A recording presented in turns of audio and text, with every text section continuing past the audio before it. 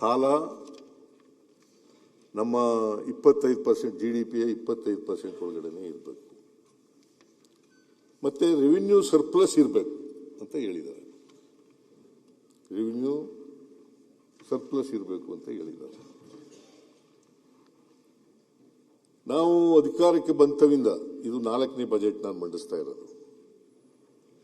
2023ರಲ್ಲಿ ಒಂದು ಬಜೆಟ್, 23-24ರಲ್ಲಿ ಒಂದು ಬಜೆಟ್, 24-25ರಲ್ಲಿ ಒಂದು ಬಜೆಟ್, 25-26ರಲ್ಲಿ ಒಂದು ಬಜೆಟ್, ಮತ್ತೆ 26-27ರಲ್ಲಿ ಇನ್ನೊಂದು ಬಜೆಟ್. ಒಟ್ಟು 4 ಬಜೆಟ್ಗಳನ್ನು ಮಂಡಿಸಿದೆ. 4 ಬಜೆಟ್ಗಳಲ್ಲಿ ರೆವಿನ್ಯೂ ಡಿಫಿಸಿಟ್ ಆಗಿದೆ ಹೊರತು ರೆವಿನ್ಯೂ ಸರ್ಪ್ಲಸ್ ಇಲ್ಲ. ಇದಕ್ಕೆ ಕಾರಣ ನಾನು ಬರ್ತೀನಿ ನಾನು ಆಮೇಲೆ, ಯಾಕೆ ನಾವು ರೆವಿನ್ಯೂ ಡಿಫಿಸಿಟ್ ಆದೋ ಅನ್ನೋದಕ್ಕೆ ಕಾರಣಗಳಿದ್ದಾವೆ. ಆ ಕಾರಣಗಳಿಗೆ ಬರ್ತೀನಿ ನಾನು. ಯಾಕಂದ್ರೆ ಇದು ಮೂಲಭೂತವಾದಂಥ ವಿಚಾರಗಳನ್ನು ಮಾನ್ಯ ಎಲ್ಲ ಸದಸ್ಯರಿಗೆ ಸದನದ ಗಮನಕ್ಕೆ ತರ್ತಕ್ಕಂಥ ಪ್ರಯತ್ನವನ್ನು ಮಾಡ್ತಾ ಇದ್ದೀನಿ. ಯಾಕಂದ್ರೆ ವಿರೋಧ ಪಕ್ಷದ ನಾಯಕರು ಸಾಲ ಮಾಡಿಬಿಟ್ಟಿದ್ದಾರೆ ಅಂತ ಹೇಳ್ತಾರೆ.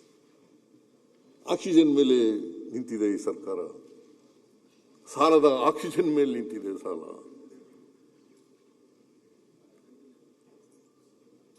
ಆಮೇಲೆ ಎಲ್ಲಿ ನಾನು ಇನ್ನೇ ಮಾತಾಡಿದ್ನ ಎಲ್ಲ ಒಂದ್ಸರಿನೂ ಮಾತಾಡಿರ್ಲಿಲ್ಲ. ರೆಕಾರ್ಡ್ಗೆ ತಪ್ಪು ಹೋಗ್ಬಾರ್ದು. ನೀನು ರೆಕಾರ್ಡ್ಗೆ ತಪ್ಪು ಹೋಗ್ತಾ ಇದ್ರೆ ಹೇಳಿ.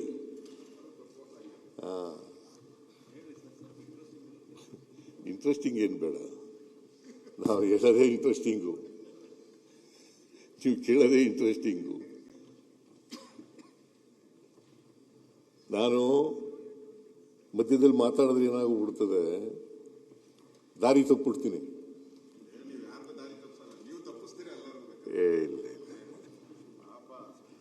ಪಕ್ಕದಲ್ಲೆಲ್ಲ ಇರೋರೆಲ್ಲ ಪಾಪ ದಾರಿ ತಪ್ಪಿಟ್ಟು ಕಾಣೆ ಆಗ್ಬಿಟ್ಟಿದ್ದಾರೆ. ಅವರು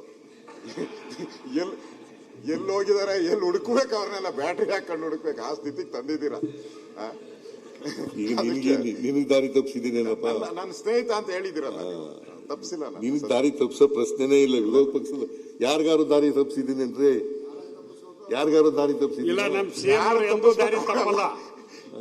ಅಲ್ಲ, ಯಾರನ್ನ ತಪ್ಪಿಸ್ಬೇಕು ಅವ್ರನ್ನ ತಪ್ಪಿಸಿದ್ರೆ, ಯಾರಿಗೂ ತಪ್ಪಿಸಲ್ಲ. ಯಾರನ್ನ ತಪ್ಪಿಸ್ಬೇಕು ಅವ್ರ ಅಧ್ಯಕ್ಷರೇ, ದಾರಿ ಕಾಣದಾಗಿದೆ ಅಂತ ಹೇಳ್ಬಿಟ್ಟು ರಾಘವೇಂದ್ರ ದೇವಸ್ಥಾನ ಸುತ್ತಾವ್ರೆಲ್ಲ ಕಡೆ ಬಗ್ಗೆ. ಅದೇನಾದ್ರು ಆಗಿದ್ರೆ ಮಾನ್ಯ ವಿರೋಧ ಪಕ್ಷದ ನಾಯಕರು ಬೇರೆ ಯಾರಿಂದೋ ದಾರಿ ತಪ್ಪಿಬಿಟ್ಟಿದ್ದಾರೆ.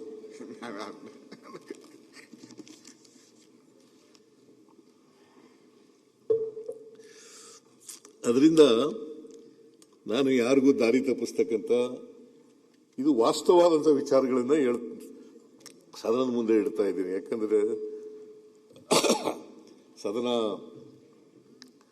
ನಾವು ದೇವಾಲಯ, ನ್ಯಾಯಾಲಯ ಅಂತ ಅನ್ಕೊಂಡಿದ್ದೀವಿ. ಅದರಿಂದ ಈ ರಾಜ್ಯದ ಜನ 7 ಕೋಟಿ ಜನ ನೋಡ್ತಾ ಇದ್ದಾರೆ.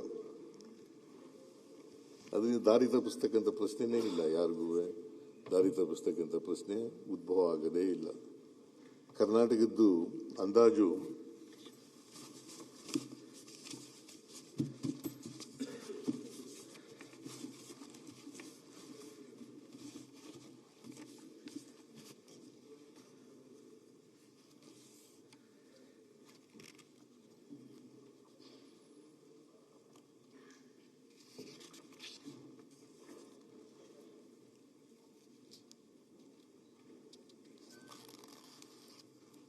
ಅದರಿಂದ ನಾವು ಏನು ಫಿಸ್ಕಲ್ ರೆಸ್ಪಾನ್ಸಿಬಿಲಿಟಿ ಆಕ್ಟ್ ಅದೇನು ಮಾರ್ಗಸೂಚಿಗಳನ್ನು ಹೇಳ್ತದೆ, ಮಾನದಂಡಗಳನ್ನು ಹೇಳ್ತದೆ, ಆ ಮಾನದಂಡಗಳ ಒಳಗಡೆನೆ ಇದ್ದೀವಿ. ಇವತ್ತಿನಿಂದಲ್ಲ, ನಾನು 94-95ರಲ್ಲಿ ಹಣಕಾಸಿನ ಮಂತ್ರಿ ಆದೆ. 94-95 ಅವತ್ತಿನಿಂದ ಇವತ್ತಿನವರೆಗೆ ನಾನು 17 ಬಜೆಟ್ ಮಂಡಿಸಿದ್ದೀನಿ. 17 ಬಜೆಟ್ಗಳಲ್ಲಿಯೂ ಕೂಡ ಸಾಧ್ಯವಾದ ಮಟ್ಟಿಗೆ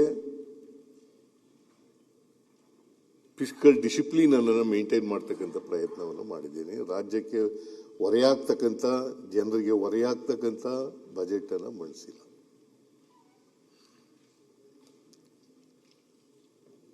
ರಾಜ್ಯದ ಹಿತ ಬಹಳ ಮುಖ್ಯ,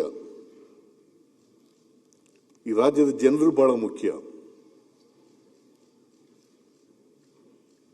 ಜನರಿಗೆ ಆರ್ಥಿಕವಾಗಿ, ಸಾಮಾಜಿಕವಾಗಿ ಶಕ್ತಿ ತುಂಬತಕ್ಕಂಥದ್ದು ಇದೆಯಲ್ಲ, ಅದು ಬಹಳ ಮುಖ್ಯ. ನಾವು ಇವತ್ತು ಅಧಿಕಾರದಲ್ಲಿ ಇರ್ಬೋದು, ನಾಳೆ ಹೋಗ್ಬೋದು. ಎಷ್ಟು ದಿನ ಅಧಿಕಾರದಲ್ಲಿ ಇರ್ತೀವಿ ಅನ್ನೋದು ಬಹಳ ಮುಖ್ಯ ಅಲ್ಲ. ಆದರೆ ಅಧಿಕಾರದಲ್ಲಿ ಇದ್ದಾಗ ನಾವು ಏನು ಮಾಡ್ತೀವಿ ಅಂತಕ್ಕಂಥದ್ದು ಬಹಳ ಮುಖ್ಯ. ಈ ರಾಜ್ಯದ ಬಡವರಿಗೆ, ದಲಿತರಿಗೆ, ಹಿಂದುಳಿದವರಿಗೆ, ಅಲ್ಪಸಂಖ್ಯಾತರಿಗೆ, ಕಾರ್ಮಿಕರಿಗೆ, ರೈತರಿಗೆ, ಮಹಿಳೆಯರಿಗೆ, ಇವ್ರಿಗೆ ಏನು ಮಾಡ್ತೀವಿ ಅನ್ನೋದು ಬಹಳ ಮುಖ್ಯ. ಸಾಮಾಜಿಕ ನ್ಯಾಯ ಮಾಡಿದ್ದೀವೋ ಇಲ್ವೋ ಅಂತಕ್ಕಂಥದ್ದು ಬಹಳ ಮುಖ್ಯ. ಅವರಿಗೆ ಆರ್ಥಿಕವಾಗಿ, ಸಾಮಾಜಿಕವಾಗಿ ಶಕ್ತಿ ತುಂಬಿದೀವೋ ಅಂತಕ್ಕಂಥದ್ದು ಬಹಳ ಮುಖ್ಯ.